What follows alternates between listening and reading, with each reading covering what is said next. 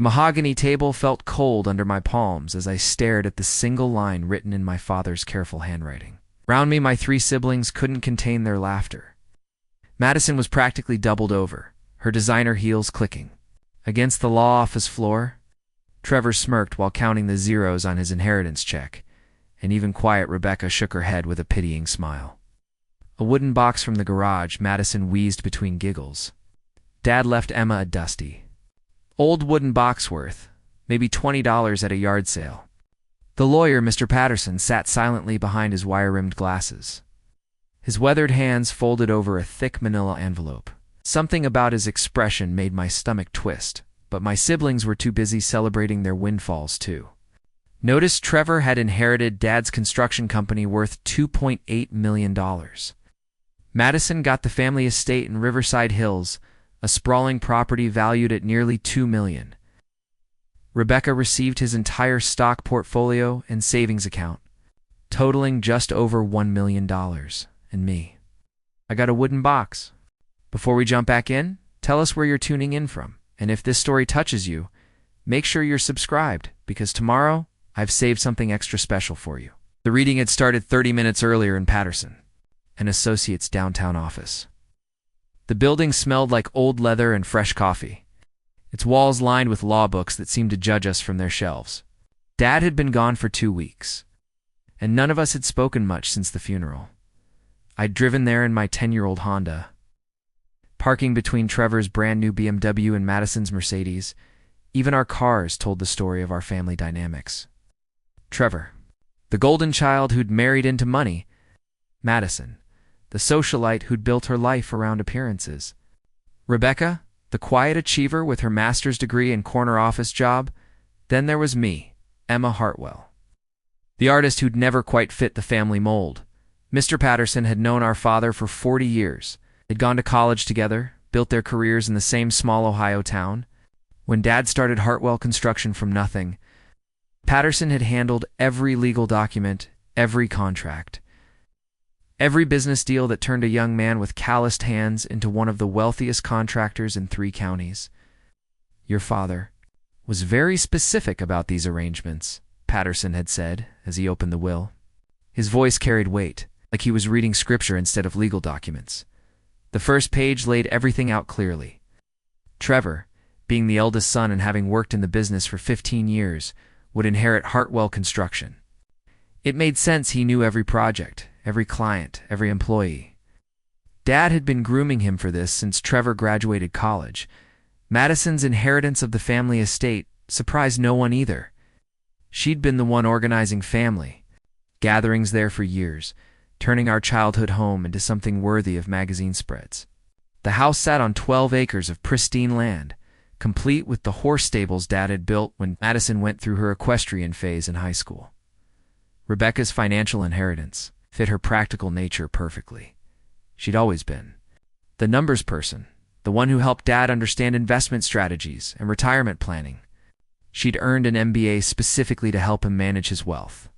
So receiving the fruits of those careful financial decisions seemed right. But my inheritance, a wooden box from the garage, sent ripples of confusion through the room before the laughter started. I don't understand, I'd said, my voice barely above a whisper. What wooden box? Patterson had glanced up from the document, his gray eyes unreadable. Your parents kept it on the high shelf in the garage behind the paint cans. Your father was quite specific about its location. Madison had been the first to laugh. Oh my God. Emma, do you remember that old thing? It's probably full of Dad's rusty screws and washers, maybe some pocket change if you're lucky. Trevor had joined in, shaking his head with amusement. Dad always said you were his most sentimental kid. Guess he figured you'd appreciate some garage sale treasure over real money. Even Rebecca, usually diplomatic, had seemed embarrassed for me. Maybe there's something meaningful inside. You know how Dad kept all those old photos and letters? The humiliation burned in my chest like acid. Here I was, 32 years old, struggling to pay rent on my art studio while my siblings had just inherited enough money to never work again, and Dad had left me what sounded like a box of junk. Growing up, I'd always been different from my siblings. While they excelled in school and chose stable career paths, I'd spent my time painting, sketching, creating things that couldn't be measured in dollars and cents. Dad had seemed to understand this about me, even when Mom worried I'd never be able to support myself. Art is important too, sweetheart. He'd tell me when I came home from school, covered in paint. The world needs beauty as much as it needs buildings. But sitting in that law office, watching my siblings calculate their new net worth, wondered if Dad had been lying all those years. Well, maybe he'd seen me as the family disappointment after all, worthy of nothing more than a box of garage scraps. Trevor had already started making plans for the business. I'm thinking of expanding into commercial roofing. The profit margins are incredible, and with the new shopping center going up on Route 9, Madison was texting her interior designer about renovating the estate's guest wing. I want to turn it into a proper, entertaining space. Something sophisticated enough for charity galas? Rebecca was quiet, but I could see her mind working through investment strategies and tax implications, and I sat there, staring at the single line that had reduced my father's love for me too. To my daughter Emma, I leave the wooden box currently stored on the high shelf in the garage behind the paint cans. The meeting should have ended there. Patterson had explained the tax implications, the transfer procedures, the timelines for everything to be finalized. My siblings had shaken his hand, made appointments to handle their paperwork, and started heading toward the door. But something made me stay behind. Maybe it was the way Patterson kept glancing at that manila envelope. Maybe it was how he hadn't quite met my eyes when he'd read my inheritance. Maybe it was the decades of knowing my father, understanding that nothing he did was ever quite as simple as it seemed. "Mr. Patterson," I said, as my siblings' voices faded down the hallway, "I ask you something."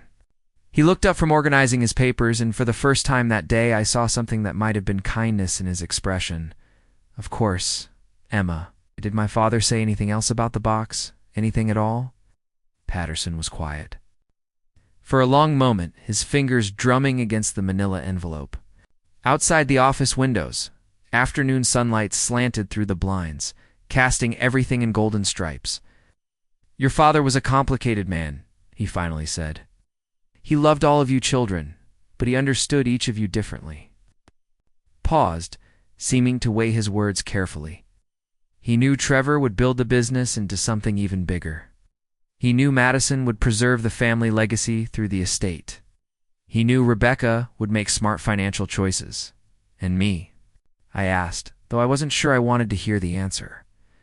Patterson's smile was small, but genuine. Said you were the only one who truly saw him. Not the successful businessman or the wealthy father, but the man who'd started with nothing but a toolbox and a dream. The words should have comforted me, but they only made the wooden box inheritance sting more. If Dad had really understood me, really valued our connection, why had he left me with what seemed like nothing? I thanked Patterson and walked out. To my car, where the afternoon heat had turned the interior into an oven.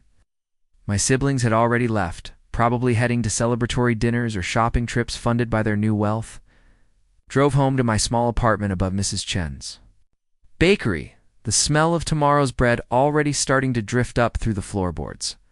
My studio took up half the living space, canvases leaning against every wall, paint tubes scattered across a folding table, brushes soaking in mason jars filled with turpentine.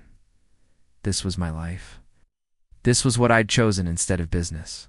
School or marriage to someone wealthy, or a sensible career that would have made my parents proud, and apparently, this was all I was worth in my father's eyes. A wooden box from the garage. The next morning, I borrowed my neighbor Jake's pickup truck to drive to Dad's house. The estate would officially belong to Madison soon, but she'd graciously given us all a week to collect any personal items we wanted. Her generosity felt hollow considering she'd just inherited property worth millions. The house looked smaller somehow, sitting empty on its perfectly manicured lawn. Dad's truck was gone. Trevor had claimed it, along with all the construction equipment. The flower beds Mom had planted 20 years ago were already showing signs of neglect.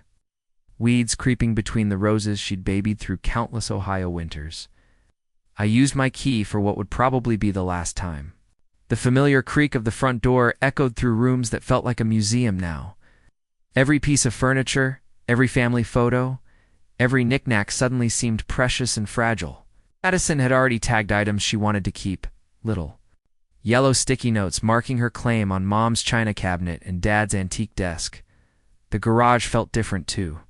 Without Dad's presence, it seemed cavernous and cold.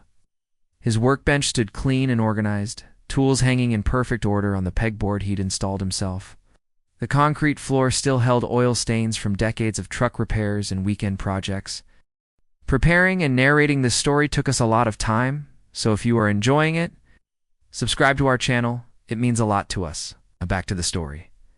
I found the stepladder in its usual spot and positioned it beneath the high shelf Patterson had mentioned. Behind rows of paint cans, some dating back to when we'd repainted my childhood bedroom purple, I spotted it. The wooden box was heavier than I'd expected, about the size of a shoebox but deeper, made from rich walnuts that had darkened with age. As I climbed down carefully, I noticed intricate carvings along the edges, tiny leaves and vines that someone had spent hours etching by hand. This wasn't some random container Dad had picked up at a hardware store. This was craftsmanship, the kind of detailed work that spoke of patience and purpose. I carried it inside to the kitchen table, where we'd shared thousands of meals as a family. Under the window where Mom used to grow herbs, I examined the box. More closely, there was no lock, just a simple brass latch that had tarnished to a dull green dot. My hands trembled slightly as I opened it. Inside, nestled in faded blue velvet, lay a collection that took my breath away. Hand-drawn blueprints rolled and tied with string. Dozens of photographs I'd never seen before. Small leather journal filled with Dad's careful handwriting. And at the bottom, something that made my heart race. Architectural drawings bearing my name. The first blueprint I unrolled showed plans for a small building. Not just any building, but an art studio. The dimensions were perfect, the layout thoughtfully designed with north-facing windows for optimal light. Built-in storage for supplies, and even a small kill room for pottery work. The header read, Emma's Art Studio Phase 1 Construction Plan. My father had designed an art studio. The photographs told a story I'd never known existed. Picture after picture of Dad visiting art galleries, craft shows, and museums. Some were from years ago, judging by his younger face and different clothes. Others looked recent. There was one of him standing in front of a sculpture garden just last month, reading an informational plaque with the intense focus he usually reserved for construction contracts in his journal. Page after page revealed a side of my father I'd never imagined. Detailed notes about different painting techniques, observations about color theory and composition, reviews of art books he'd apparently been reading for years. One entry, dated just 3 months ago, stopped. Me cold. Visited the Morrison Gallery downtown today. Emma would love the way they've lit the watercolor collection. Track lighting eliminates shadows without washing out the subtle tones. I must remember this technique for her studio design. Ask the curator about optimal humidity levels for oil paintings. 45 to 55% seems to be the consensus. Need to research climate control systems that won't break Emma's budget. He'd been planning this for years. All those times I'd thought he was just tolerating my artistic pursuits, he'd actually been studying them, learning about my world in his methodical, thorough way. Another blueprint showed Phase 2, an expansion. That included a small gallery space where I could display and sell my work. Phase 3 added a classroom area for teaching workshops. He'd thought of everything, even including a small apartment above the studio so I wouldn't have to worry about rent while building my career. But it was the final document that shattered every assumption I'd made about yesterday's will reading, a deed, signed and notarized, transferring ownership of a 3-acre plot of land on Maple Ridge Road to Emma Catherine Hartwell. The land was worth at least $200,000, maybe more, given its location near the new arts district the city had been developing. Attached to the deed was a bank statement showing a construction account in my name. It's funded with $750,000, enough to build the studio complex exactly as Dad had designed it. A note in his handwriting explained everything. Emma, my darling daughter. By the time you read this, your siblings will think I've given you nothing. I need it that way, at least temporarily. You see, I know my children well. Trevor will build the business into an empire, but he's always seen you as impractical. Madison loves you, but she's never understood why you chose art over security. Rebecca cares deeply, but she measures value in dollars rather than dreams. If they knew what I was really leaving you, they'd have opinions. They'd want to manage your inheritance, guide your decisions, protect you from making mistakes. They mean well. But they don't understand that your art isn't just what you do, it's who you are. This land has been in my name for 8 years. I bought it the week after you sold your first painting when I realized you weren't just playing with a hobby. You were building a life around creating beauty. I wanted to give you the space to do that without anyone else's limitations. The studio plans evolved as I learned more about your needs. Spent countless hours researching, visiting galleries. Even taking that art appreciation class at the community college, I told your mother it was for property, appraisal skills. Your inheritance isn't smaller than your siblings, it's just different. They received what they needed to continue paths they'd already chosen. You're receiving the foundation to build something entirely new, something that reflects the unique way you see the world. Build your studio, sweetheart. Fill it with art. That moves people. Teach others to find the same joy in creating that you've always had. And remember that your old man believed in your dreams, even when you worried they weren't practical enough. The wooden box itself was made by your great-grandfather, my father's father. He was a carpenter before the Depression forced him into factory work. Carved it for his tools, but I thought you should have it for your brushes. Artists and craftsmen aren't so different after all. Love always, Dad. P.S. Patterson has the rest of the paperwork. Tell him you're ready for the second page. Sat in that empty kitchen for an hour reading and rereading his words, studying every blueprint and photograph. My phone buzzed with texts from my siblings, Trevor asking if I wanted to grab dinner, Madison wondering if I'd found anything meaningful in Dad's old junk, Rebecca suggesting we all meet soon to discuss family matters. They had no idea what had just happened. No clue that their struggling artist sister had just inherited not just money, but a complete plan for building the career she'd always dreamed of. Dad had been right about one thing. If my siblings had known the truth from the beginning, would have had opinions. Trevor would have suggested I invest the money more conservatively. Madison would have wanted input on the studio's design. Rebecca would have run detailed financial projections and risk assessments. Instead, Dad had given me something far more valuable than their well-meaning interference. He'd given me the freedom to build something entirely my own. Based on his quiet, years-long study of what would make me truly happy, I carefully placed everything back in the wooden box and drove straight to Patterson's office. The secretary said he was with another client, but when I mentioned my name, he appeared within minutes. "Emma," he said, and this time his smile reached his eyes. "I was wondering when you'd be back." "I'm ready for the second page," I said. Patterson's office felt different this time. The afternoon sunlight had shifted, casting longer shadows across his mahogany desk. He moved with deliberate care as he retrieved a sealed envelope from his safe, one that bore my name in Dad's familiar handwriting. "Your father anticipated this moment would come within days of the initial reading," Patterson said, settling back into his leather chair. "He knew you better than you might have realized." Inside the envelope were 3 documents that would change everything I thought I understood about family, loyalty, and the price of success. The first was a detailed financial report about Hartwell Construction. Not the glossy summary Trevor had been shown, but the real numbers. The company was hemorrhaging money. 3 major projects had gone over budget due to Trevor's poor management decisions. 2 clients were threatening lawsuits over delayed completions.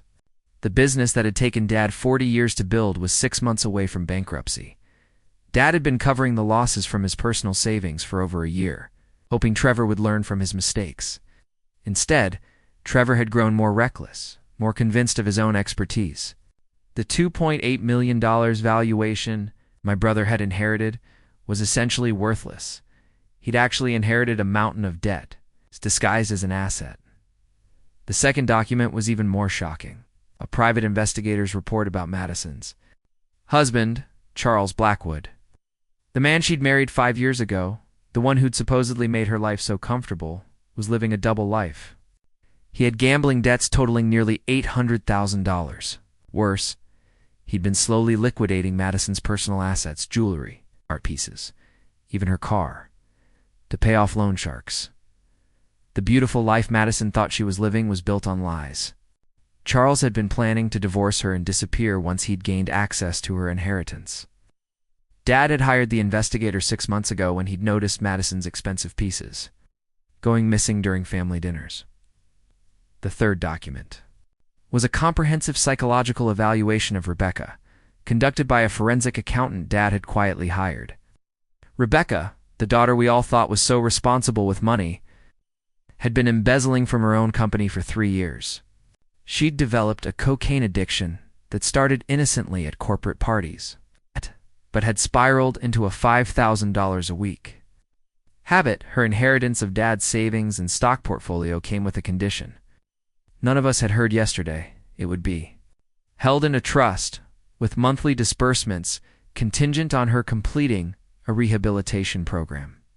The account she thought contained over $1 million would actually fund her treatment, provide a modest living allowance until she could rebuild her life.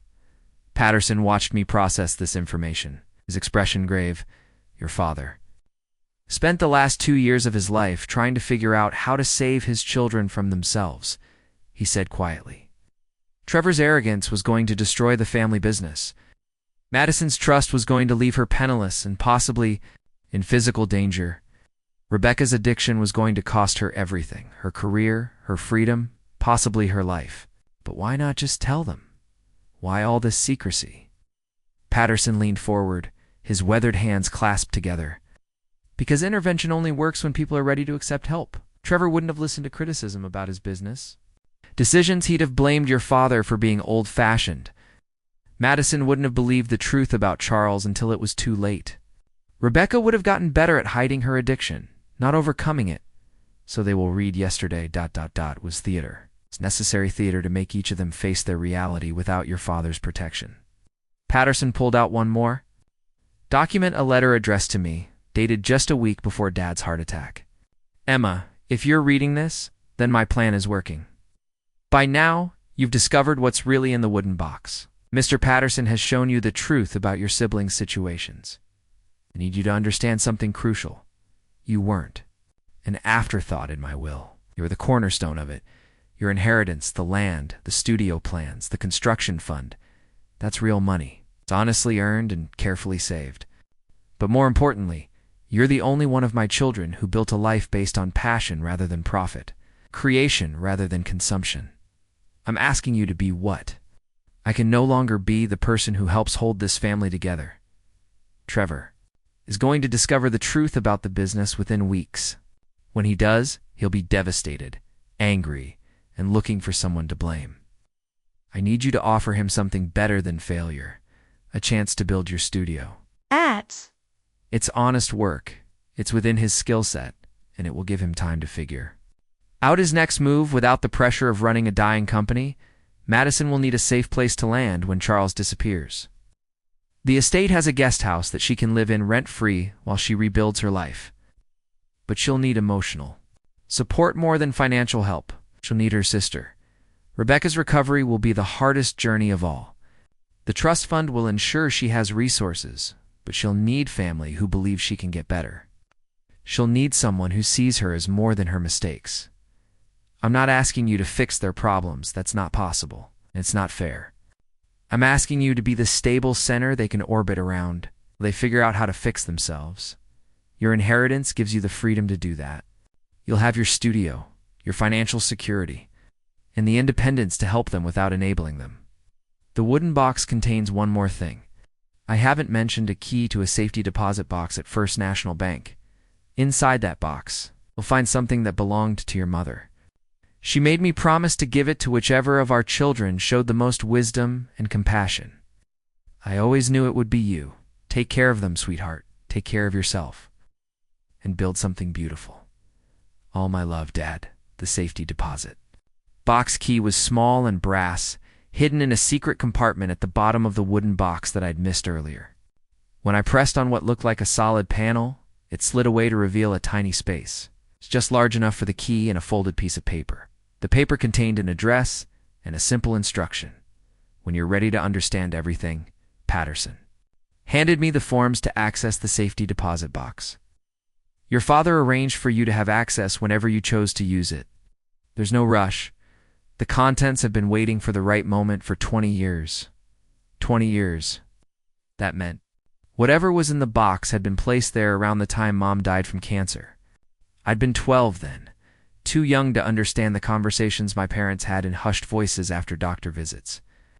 What happens now? I asked Patterson. When do my siblings find out the truth?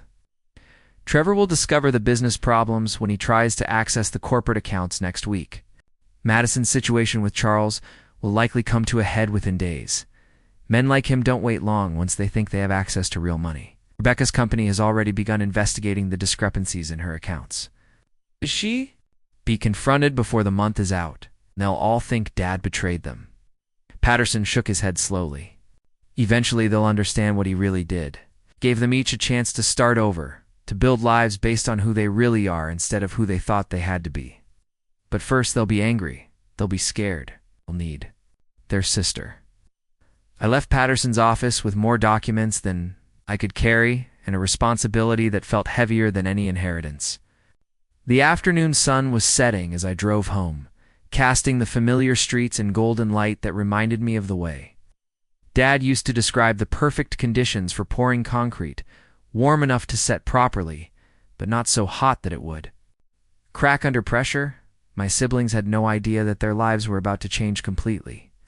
Trevor would wake up tomorrow thinking he owned a successful business. Madison would go to sleep tonight believing her husband loved her. Rebecca would continue thinking her secret was safe. Within days, all of those illusions would shatter, and somehow, I was supposed to help them pick up the pieces while building my own dreams from the foundation Dad had so carefully prepared. The wooden box sat on my passenger seat, containing blueprints for a future I'd never dared imagine and a key to a past I didn't yet understand. Tomorrow, I would start making decisions that would affect not just my life, but the lives of everyone I loved most. Dad had trusted me with more than money. He'd trusted me with the family itself. The first crack in my siblings' new reality came. 3 days later, I was mixing paint in my studio when my phone rang at 6:47 a.m. Trevor's name flashed on the screen. Something in his voice when I answered told me Dad's predictions were already coming true. Emma, I need to see you now. His usual confidence was gone, replaced by something that sounded like panic. Can you meet me at Rosalie's Diner on 5th Street? Rosalie's was a 24-hour place where truckers and night shift workers grabbed coffee before dawn. It wasn't somewhere Trevor would normally be caught dead to working class for his image as a successful businessman. But when I arrived, I found him hunched over a corner booth, staring into a cup of black coffee like it held answers to questions he was afraid to ask. He looked like he'd aged 5 years in 3 days. His usually perfect hair was disheveled, his expensive shirt wrinkled like he'd slept in it. Dark circles under his eyes suggested he hadn't been sleeping much at all. The accounts are frozen, he said without looking up when I slid into the booth across from him. All of them. Business checking, payroll, even the emergency fund.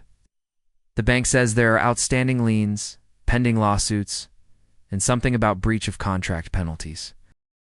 I ordered coffee from the tired-looking waitress and waited for Trevor to continue. Dad had warned me this moment would come, but seeing my confident older brother crumble was harder than I'd expected. I don't understand it, Emma. Dad always said the business was solid. The books looked good when I reviewed them last month. How can we owe $3 million in penalties and back payments? Because Dad had been covering your mistakes with his personal money, I thought, but didn't say. Because he'd been quietly settling disputes and paying contractors out of his own pocket to protect the family name while hoping you'd learn to manage better. What are you going to do? I asked instead. Trevor's laugh was bitter. I can't do anything. I can't pay the crew, can't buy materials for current jobs, can't even afford the insurance premiums. Half our clients are threatening to hire other contractors if we don't deliver on schedule. He finally looked at me, and I saw fear in his eyes. I'm going to lose everything, Emma. The business, the house, probably Sarah and the kids too once. She realizes what's happening. The irony wasn't lost on me. 3 days ago, Trevor had been laughing at my worthless wooden box inheritance. Now he was facing financial ruin while I sat on nearly $1 million in construction funds and developable land. Maybe you could start smaller, I suggested carefully. Focus on residential projects instead of the big commercial contracts. With what money? With what crew? Emma, I've got 18 employees who depend on their paychecks. I've got families counting on me, and I can't even... His voice cracked, and he had to stop talking. I reached across the table and touched his hand. Trevor, what if I told you I might have some work for you? Construction project that could keep your crew busy for several months. He looked up, hope flickering in his eyes. What kind of project? An art studio complex. Nothing huge, but it would require skilled carpenters, electricians, and concrete work. Quality construction, the kind Dad always prided himself on. Emma, I appreciate the thought, but you can barely afford rent on that studio apartment. Where would you get money for a construction project? I pulled out my phone and showed him the bank statement Dad had left me. Trevor's eyes widened as he processed the numbers. $750,000? Emma, where did this come from? Dad, it turns out my wooden box inheritance was just the first part of what he left me. Before Trevor could respond, my phone buzzed with a text. From Madison, emergency. Need to see you immediately. Charles is gone, and so is everything else. The second crack had appeared. I spent the next hour explaining to Trevor what I could without revealing everything Dad had told me about the business situation. I offered him the studio project as a lifeline honest work that would keep his crew employed while he figured out his next steps.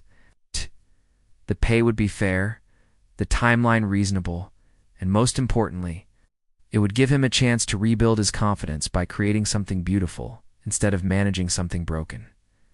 Trevor accepted with a gratitude that was painful to witness. My proud older brother, who'd always seen me as the impractical dreamer, was now depending on my artistic vision to save his livelihood. By the time I reached Madison's house, the full scope of her disaster was clear. The driveway was filled with luxury cars being loaded onto tow trucks. Men in expensive suits were carrying furniture and artwork out the front door, while Madison stood on the porch in her bathrobe, holding legal documents and crying. He's gone, she said when she saw me. Charles left sometime during the night. Cleaned out all the bank accounts, took the jewelry, even loaded his car with things from the house. She held up a legal document with shaking hands. He filed for divorce yesterday and claimed I was hiding assets from him.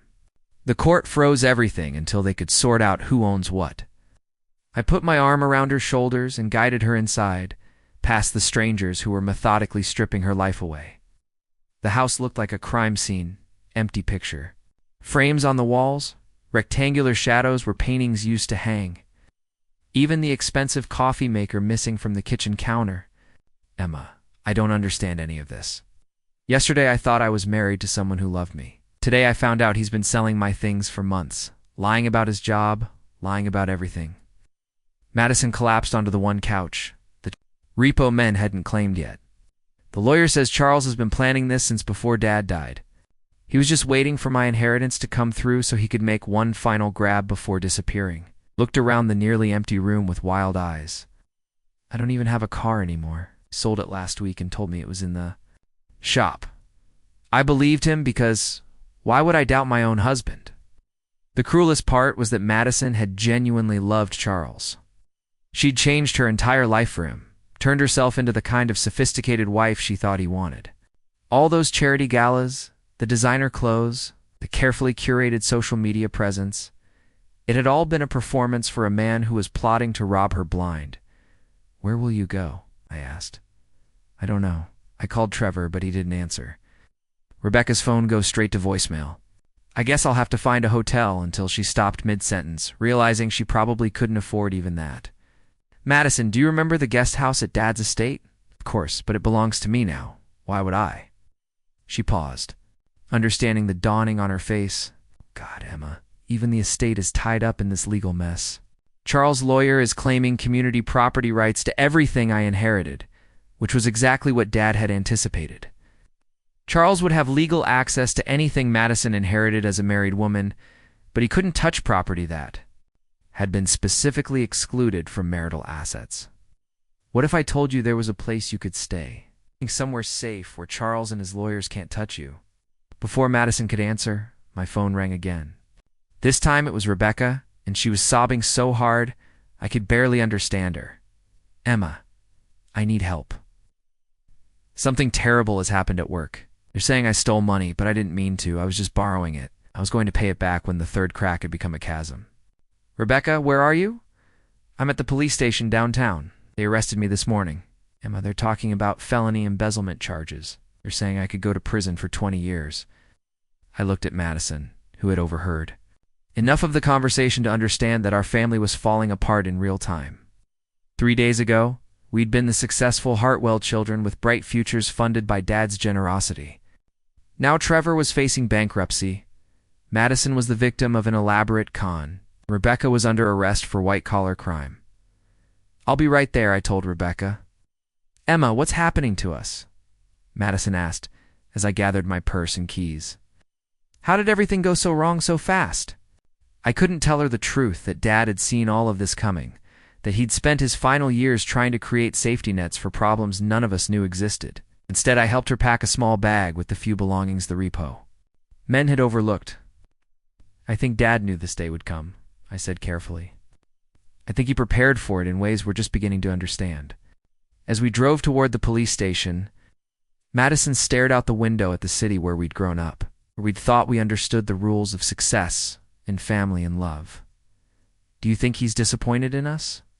She asked quietly. I thought about the wooden box full of blueprints and dreams, about the safety deposit box key I still hadn't used, about the responsibility Dad had placed on my shoulders to help hold our family together. No, I said. I think he knew we'd make mistakes. I think he was just trying to make sure those mistakes didn't destroy us. The police station loomed ahead, and I prepared to face whatever came next in the slow-motion disaster that had once been my siblings' perfect lives. The bail hearing took 4 hours. Rebecca sat in an orange jumpsuit that made her look younger and more fragile than I'd ever seen her. Her usually perfect hair hung limp around her face, and her hands shook as she tried to sign the paperwork. The judge set bail at $50,000. Money none of us had readily available. Madison waited in the courthouse hallway, still wearing yesterday's clothes and clutching the small bag of belongings she'd salvaged from her house. She'd spent the morning on the phone with lawyers, trying to understand how Charles had managed to claim rights to assets that should have been protected by prenuptial agreements. He had copies of everything, she told me during a break in Rebecca's proceedings. Bank statements, investment records, even the inheritance paperwork. His lawyers arguing that, since we were married when Dad died, everything I inherited becomes community property by default. The legal system was exactly as complicated and predatory as Dad had predicted. Charles hadn't just been stealing Madison's possessions, he'd been building a case to steal her inheritance through legitimate legal channels. When Rebecca was finally released, she looked like a ghost of herself, the confident financial analyst who'd always had everything planned and organized, could barely make eye contact with either of us. I never meant for it to go this far, she whispered as we walked to my car. It started small, just borrowing from petty cash when I was short on rent. But then the amounts got bigger, and I kept thinking I'd win it back, pay everything back before anyone noticed. Win it back? How? Madison asked. Rebecca's voice got even smaller.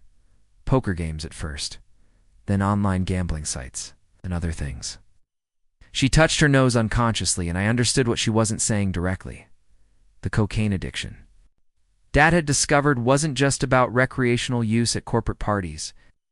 Rebecca had been chasing the same high in every aspect of her life. Risky investments, high-stakes gambling, drugs that made her feel invincible even as they destroyed everything she'd worked for. How much? I asked. The embezzlement. They're saying $340,000 over 3 years, but with penalties and interest. Rebecca started crying again. Emma, I'm going to prison. Even if I could pay it back, even if I got clean, they're not going to let someone like me just walk away. We drove to a coffee shop near the courthouse where we could talk privately. My siblings looked like survivors of some natural disaster. shocked and displaced, and trying to process how their entire world had collapsed in less than a week. "I keep thinking about Dad," Madison said, stirring sugar into coffee she wasn't drinking. Did he know? Did he see all of this coming and just not warn us? I thought about the private investigator's report on Charles, the business analysis showing Trevor's mismanagement, the psychological evaluation revealing Rebecca's addiction. Dad hadn't just known, he'd been watching and documenting everything, building a case file on his own children's disasters. What if he did know? I said carefully. What if he was trying to protect us the only way he could? Trevor arrived an hour later, looking slightly more pulled together after our morning conversation. He'd spent the afternoon meeting with his crew, explaining the situation and offering them work on my studio project. It wasn't enough to save Hartwell Construction, but it was a start toward something new. "I've been thinking about what you said, Emma," he told us as he sat down. "About starting smaller, focusing on quality instead of just profit margins. Maybe Dad was trying to tell me something with that inheritance?" "What do you mean?" Rebecca asked. Trevor pulled out a folder of documents. Spent the day going through the business records, really looking at them instead of just assuming everything was fine. "Emma, Dad wasn't just covering my mistakes. He was actively steering contracts away from projects he knew I'd mismanage. He was protecting clients from my inexperience while trying to give me time to learn." The pattern was becoming clear. Dad hadn't left his children random inheritances. He'd left them exactly what they needed to rebuild their lives from more honest foundations. "Trevor, what would happen if you just walked away from the business?" I asked. "You mean declare bankruptcy? Let it all go? I mean, stop trying to save something that's already dead and start building something new?" The idea terrified him. I could see it in his face. But there was also relief there, the exhaustion of trying to hold up something that had been falling. Apart for months, the crew would be out of work, he said. Not if they had another project to move to immediately. Not if someone offered them steady employment building something meaningful. Madison looked between us, beginning to understand. "Emma, how big is this studio complex you're planning?" I pulled out Dad's blueprints, spreading them across the coffee shop table. Phase 1 was substantial, a 3,000 square foot main studio with specialized lighting and climate control. Phase 2 added the gallery and retail space. Phase 3 included the teaching facilities and living quarters. "This is professional-grade construction," Trevor said, studying the plans with the first genuine interest I'd seen from him all week. "These aren't just drawings. These are engineered blueprints with structural calculations and material specifications. Dad designed it?" Every detail. "He spent years researching art studios, visiting galleries, even consulting with architects who specialized in creative spaces." Rebecca looked at the plans through red-rimmed eyes. "How are you paying for this?" Showed them the construction account statement. The number hit them like another shockwave. Their little sister, who they'd always worried couldn't support herself, was sitting on $750,000 in development funds. "I don't understand," Madison said. "Yesterday you inherited a wooden box. Today you're a real estate developer with enough money to employ a construction crew for months. Because Dad knew exactly what each of us would need, and when we'd need it. The coffee shop was closing around us, but none of us wanted to leave. For the first time since the will reading, we were talking to each other instead of just reacting to individual crises." "There's something else," I said, pulling out the safety deposit box key. "Dad left me this." He said it contained something that belonged to Mom, something she wanted to go to, whichever of her children showed the most wisdom and compassion. Trevor stared at the key. "You haven't opened it yet?" I was waiting for the right moment. "What if the right moment is now?" Madison suggested. "What if whatever's in there is meant to help all of us?" We drove to First National Bank in my Honda, 4 adults crammed into a car meant for compact living. The bank manager, Mrs. Chen, had known our family for decades. She led us to the vault without questions, though her expression suggested she'd been expecting this visit. The safety deposit box was larger than I'd anticipated, big enough to hold several thick manila folders and a wooden jewelry box that I recognized as Mom's. The same box she'd kept on her dresser when I was little. The one that played Far Elise when you opened the lid. Inside the jewelry box, wrapped in tissue paper, was Mom's engagement ring. Not the bigger diamond Dad had bought her for their 20th anniversary, the simple solitaire he'd given her when they were both 22 and dreaming of building a life together. Underneath the ring was a letter in Mom's handwriting, dated just 2 weeks before she died. My dearest children, if you're reading this together, then your father has carried out the plan we made during my final months. I know it seems cruel that he let you each fail before offering help, but sometimes the most loving thing a parent can do is let their children fall far enough to want to get back up. Trevor, your father's business success made you think construction was easy? It isn't. But you have his eye for quality and his work ethic. Build something smaller and do it perfectly, instead of building something big and watching it fall apart.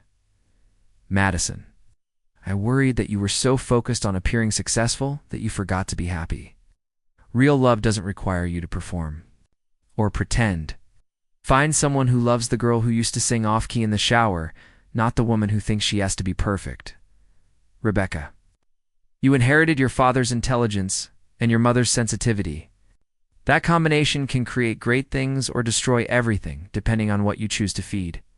Feed the creativity, not the pain. Emma, you were always my artist, even as a little girl. You saw beauty where others saw problems, possibility, where others saw obstacles. That's why I'm trusting you with my most precious possessions. Not just the ring, but your siblings. Take care of them while they figure out how to take care of themselves. The manila folders contain trust documents. Your father and I established years ago. There's enough money to handle Rebecca's legal troubles, enough to protect Madison from Charles' lawsuits, enough to give Trevor a fresh start. But the money comes with conditions that require them to face their problems honestly. Use your inheritance to build something beautiful, sweetheart. Use your wisdom to help them build something true. All my love, Mom. The manila folders contained exactly what Mom had promised. Legal documents establishing rehabilitation requirements for Rebecca. Asset protection trusts that would keep Madison's remaining inheritance safe from Charles, and a clean slate fund. That would let Trevor start over without the weight of his father's failed business. But more than that, they contained evidence of a love so profound that our parents had spent Mom's final months planning for problems that wouldn't surface for years, creating safety nets for children who didn't even know they were falling. We sat in that bank vault for an hour, reading and rereading documents that proved our parents never stopped believing we could be better than our worst mistakes. So what happens now? Trevor asked finally. I looked at my siblings, broken, humbled, but still here, still family. Now we build something new, I said. All of us together. 6 months later, I stood in the doorway of my completed studio, watching Trevor install the final light fixture in what would become the main gallery space. His movements were precise and confident. But different from before, there was humility in his craftsmanship now, a respect for the details that came from understanding how icily everything could fall apart. The Hartwell Art Center, as we'd named it, bore little resemblance to the commercial projects that had destroyed Dad's business.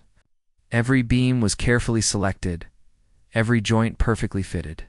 Trevor had rebuilt his crew around quality instead of speed, and word was spreading throughout the construction community about the meticulous work they were doing. The track lighting system is finished, he called down from the ladder. Want to see how it looks? I flipped the switch, and the gallery space came alive. Soft, even light washed across the white walls where my paintings would soon hang. Dad's research into museum-quality lighting had been through the system eliminated shadows without fading colors, exactly as he'd planned. Madison emerged from the administrative office she'd been organizing, carrying a stack of brochures for the grand opening next week. She looked different too, younger somehow, despite everything she'd been through. The expensive clothes and perfect makeup had been replaced by comfortable jeans and natural beauty that suited her far better. The caterer confirmed for Saturday, she said, checking items off a handwritten list. Local artists are bringing pieces for the group exhibition, and the newspaper wants to do a feature story about the center. Her divorce from Charles had been finalized 3 months ago. The asset protection trust Dad had established kept most of her inheritance safe, though the legal battle had been exhausting. Charles had disappeared somewhere in South America with whatever money he'd managed to steal, but Madison seemed more relieved than angry about his absence. "I keep thinking I should be devastated," she'd told me one evening as we painted walls together. "But mostly I just feel free, like I can finally stop pretending to be someone I never really was." She'd moved into the guest house at the estate, permanently transforming it into something warm and welcoming rather than a showcase for other people's approval. The main house remained empty for now, Madison said. She wasn't ready for that much space or those memories. Rebecca walked in from the teaching studio, carrying a box of art supplies she'd been cataloging. Her 6 months of court-mandated rehabilitation had been followed by 6 months of voluntary continued treatment. She looked healthier than I'd seen her in years, clear-eyed and focused in a way that had nothing to do with artificial stimulation. "The children's art classes are fully booked for the first month," she announced. "Turns out there's a real demand for quality art education in this area." Rebecca's legal troubles had been resolved through the trust fund Mom had established, allowing her to make full restitution to her former company while avoiding prison time. The conditions had been strict mandatory treatment, community service, and supervised financial management for 2 years, but she'd embraced the structure instead of fighting it. "I spent so many years trying to control everything," she'd explained during one of our weekly family dinners. "The numbers, the outcomes, the feelings. It's actually a relief to let someone else handle the money decisions while I figure out who I am without all that pressure." She discovered a talent for teaching during her community service hours at a youth center. Working with kids who were struggling with their own challenges had given her a sense of purpose that spreadsheets and profit margins never had. "Emma, there's someone here to see you," Madison called from the front entrance. I walked through the main studio, past easels and supply stations that would soon be filled with students and visiting artists. The space felt alive already, even before its official opening. Mrs. Patterson, the lawyer's wife, stood in the entryway with an elderly man I didn't recognize. She'd become a friend over the months of legal work, helping us navigate the complex trust structures our parents had created. "Emma, I'd like you to meet someone special," she said. "This is Walter Hartwell, your grandfather." I stared at the man, trying to reconcile this information with everything I thought I knew about our family. Dad had always said his father died when I was too young to remember him. Walter stepped forward, his eyes bright with unshed tears. "Your father asked me to stay away until you were all ready to hear the whole truth," he said. "He thought it might be too much, on top of everything else you were dealing with." "I don't understand." "Dad said you were dead."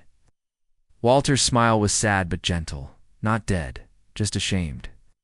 I lost everything in a business deal that went bad 30 years ago. Your father had to choose between saving my company or protecting his family's future. He made the right choice, but I couldn't forgive myself for putting him in that position." He looked around the studio with obvious pride. "James told me about his plan for this place. He said you were the artist of the family, the one who saw possibilities where others saw problems. You knew about the studio?"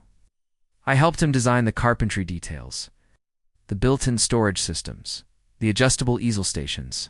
Those were my contributions. I may have failed as a businessman, but I never forgot how to work with wood. Walter pulled out a small cloth bag from his jacket pocket. "Your father asked me to give you this when the studio was finished." Inside the bag were woodworking tools, chisels, carving knives, and measuring instruments that looked handmade and well-used.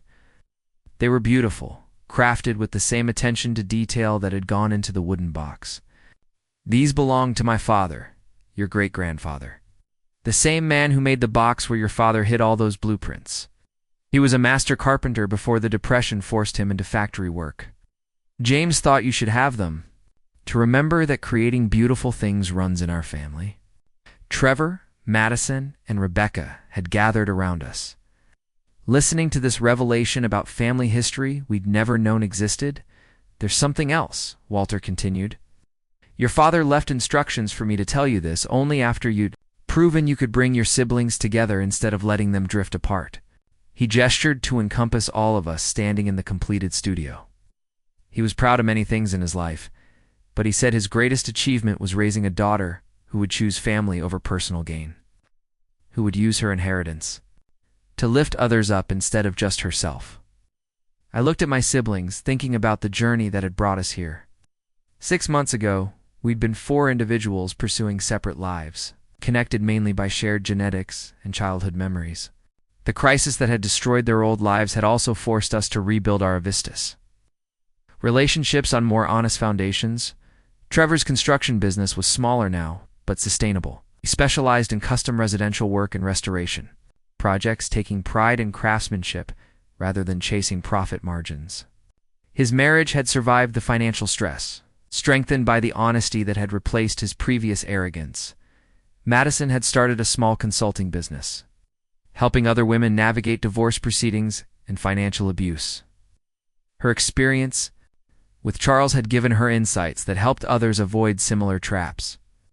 She was dating again, but carefully, with standards based on character rather than wealth. Rebecca managed the Art Center's educational programs while continuing her recovery. She'd discovered that helping others learn and grow provided the same sense of accomplishment she'd once sought through gambling and drugs, but without the destructive consequences. And I had my studio exactly as Dad had envisioned it. But more than that, I had my family back, not the successful, distant siblings who'd attended formal dinners and sent birthday cards, but real people who'd survived real failures and chosen to rebuild together. The grand opening is next Saturday, I told Walter. Would you like to stay for it? His smile transformed his entire face. I've been waiting 30 years for an invitation back into this family. I'm not going anywhere. That evening we gathered for dinner in Madison's guest house, our new tradition of weekly family meals that had started during the darkest days of our respective crises.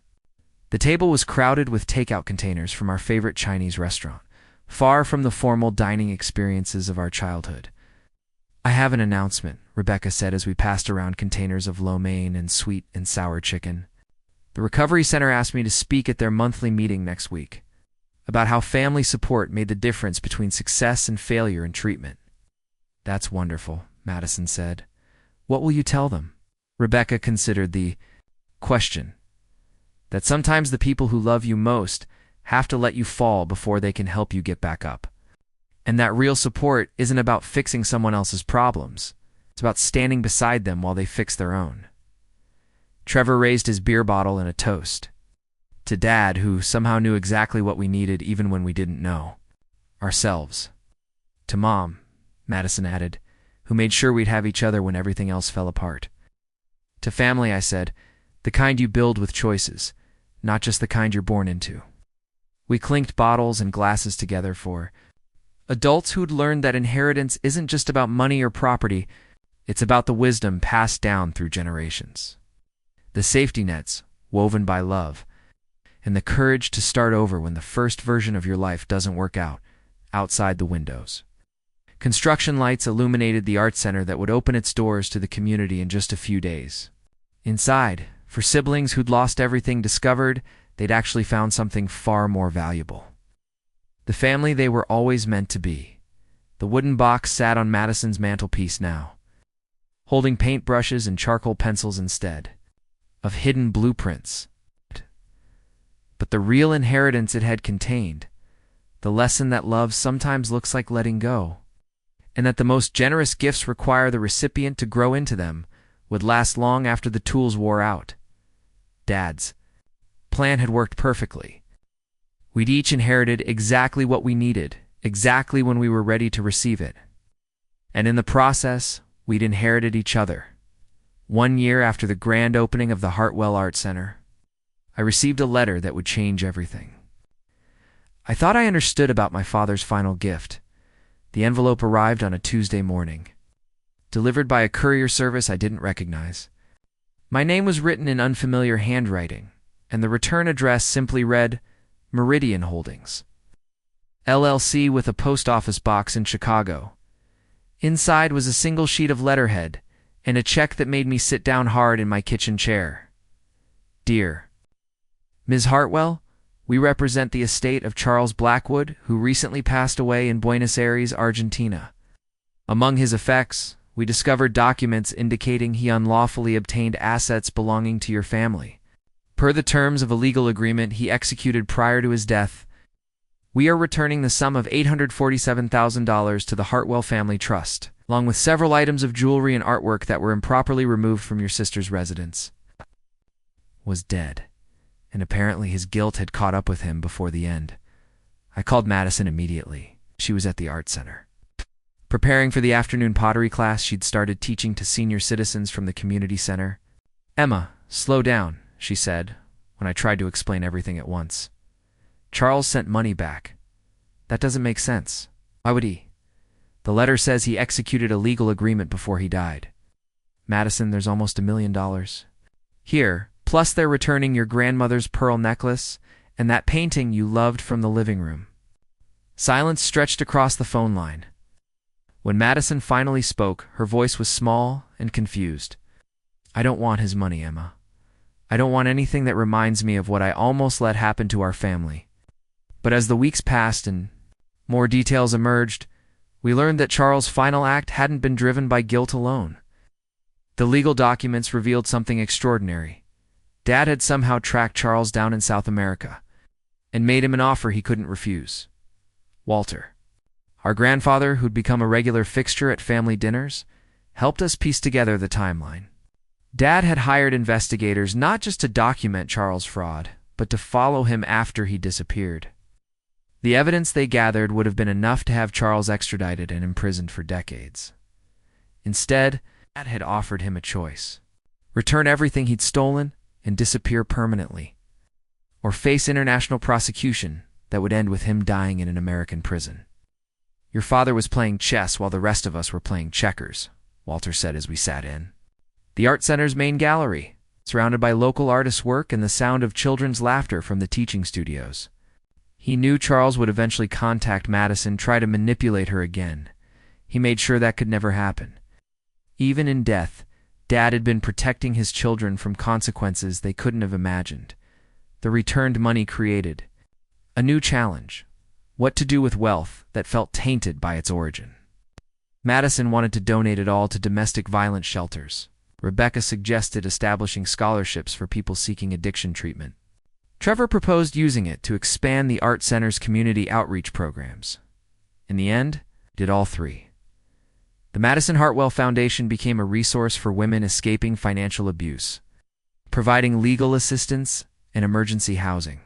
Rebecca's Recovery Scholarship Fund helped dozens of people access treatment they couldn't otherwise afford, and the Trevor Hartwell Workshop Program brought art education to underserved communities throughout the region. But the most meaningful development came 6 months later, when Patterson called with news that would transform our understanding of Dad's legacy entirely. "There's one more document," he said during a meeting in his office that had become almost routine over the past year and a half. "Your father sealed it with instructions that it only be opened if certain conditions were met." "What conditions?" "That all 4 of his children were financially stable, emotionally healthy, and working together on a shared project that benefited their community." Patterson pulled out a final envelope, this one bearing all 4 of our names and Dad's careful handwriting. Inside was a property deed for 47 acres of undeveloped land adjacent to the art center, along with blueprints for something that took our breath away: plans for the Hartwell Community Village, mixed-use development that would include affordable housing, small business spaces, a community garden, and expanded arts facilities. Dad's final letter explained everything. "My dearest children, if you're reading this together, then you've accomplished something I hoped for but never dared to expect. You've learned to support each other through failure, to rebuild from honest foundations, and to use your individual strengths in service of something larger than yourselves. The art center was just the beginning. This land has been in my name for 5 years, purchased with the dream that someday my children would be ready to create something that would outlast all of us. Emma, your artistic vision will guide the aesthetic development of the entire project. Trevor, your construction expertise will ensure every building is crafted to last generations. Madison, your understanding of community needs will shape the residential and commercial spaces. Rebecca, your analytical skills will manage the financial sustainability of the entire venture. This isn't just a development project, it's your true inheritance. The chance to build a legacy that will provide homes, jobs, and opportunities for hundreds of families. The opportunity to create something beautiful and meaningful that will grow long after you're gone. I'm not asking you to do this. I'm trusting that you'll choose to do it, because you've become the people, your mother, and I always believed you could be. The funding is already in place through a series of trusts and municipal grants. I spent years arranging the environmental. Studies are complete. The zoning approvals are finalized. All that remains is for you to decide what kind of future you want to build. Choose wisely. Choose together. And remember that the greatest inheritance any parent can leave their children isn't money or property. It's the knowledge that they're capable of creating something beautiful in this world. All my love. Always, Dad. The silence in Patterson's office stretched for several minutes as we absorbed the magnitude of what Dad had prepared for us. This wasn't just about family anymore. It was about community, about legacy, about the kind of impact people could have when they worked together with a shared purpose. The financial projections are extraordinary, Rebecca said finally. Studying the economic analysis Dad had included, this could be completely self-sustaining within 5 years, generating revenue that funds ongoing community programs indefinitely. Trevor was examining the construction blueprints with obvious excitement. These building designs are incredible. It's energy efficient, environmentally sustainable, but still beautiful. This is the kind of work I've always wanted to do. Madison was reading through the community planning documents. Affordable housing that doesn't look like affordable housing. Small business incubators for local entrepreneurs. Community spaces designed to bring people together instead of just housing them separately. I was looking at the architectural renderings, seeing how the entire development would flow around the existing art center like ripples in a pond, expanding our impact exponentially while maintaining the intimate, welcoming atmosphere we'd worked so hard to create. Hey, there's one more thing, Patterson said, pulling out a small wrapped package. Your father left this with instructions that Emma should open it only after all 4 of you had seen the community village plans. Inside the package was a small wooden figurine, a woman with paint-stained hands, carved with the same careful attention to detail that had gone into my great-grandfather's tools, a note attached explained. This represents who you've always been, Emma.